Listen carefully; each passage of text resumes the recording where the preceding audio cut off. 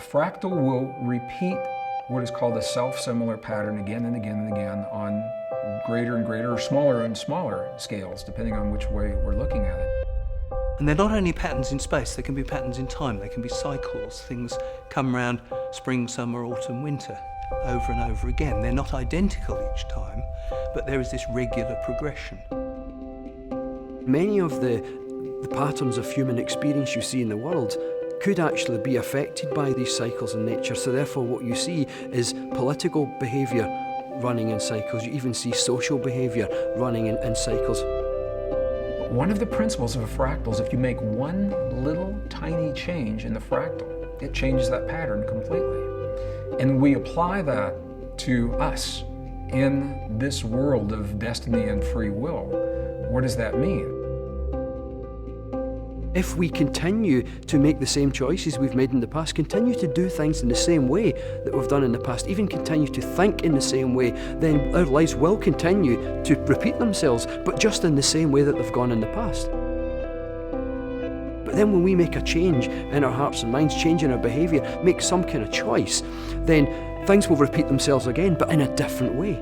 A way that now reflects the choice that we've made, a way that reflects how we're now behaving and how we're thinking.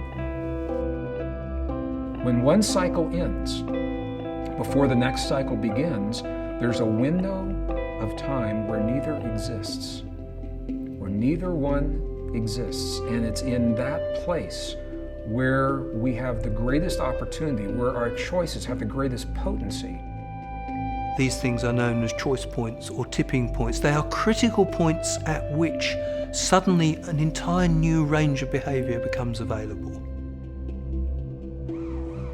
It just felt like every time I was lying or I was cheating, I was taking drugs or I was committing crime, that it wasn't me, it wasn't the person that I should be. I understood that beauty was inside. I understood that I could change my life with some very small steps. I decided in any moment to see it for what it looked like and then have another look. Seeing things differently it doesn't come overnight necessarily. For some people it does, it's like an enlightenment experience. But for most of us it's gradual. Life just gets a bit sunnier, a bit lighter, a bit more fun. As our businesses grew bigger and as we got maybe a disproportionate amount of wealth compared to the average person, you realise that you have a disproportionate responsibility to use that wealth responsibly. What does it mean to transcend self-interest? What does it mean to create relationships where everyone's getting richer? How in the world do we do that?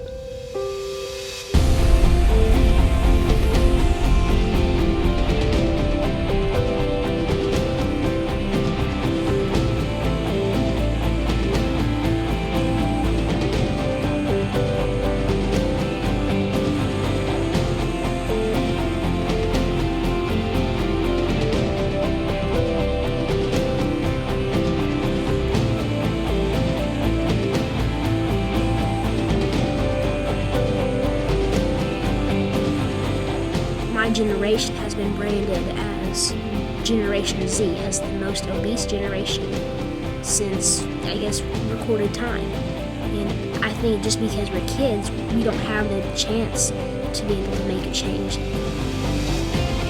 There are two flames burning in every human heart in every period in history. The flame of anger against injustice and the flame of hope that you can build a better world.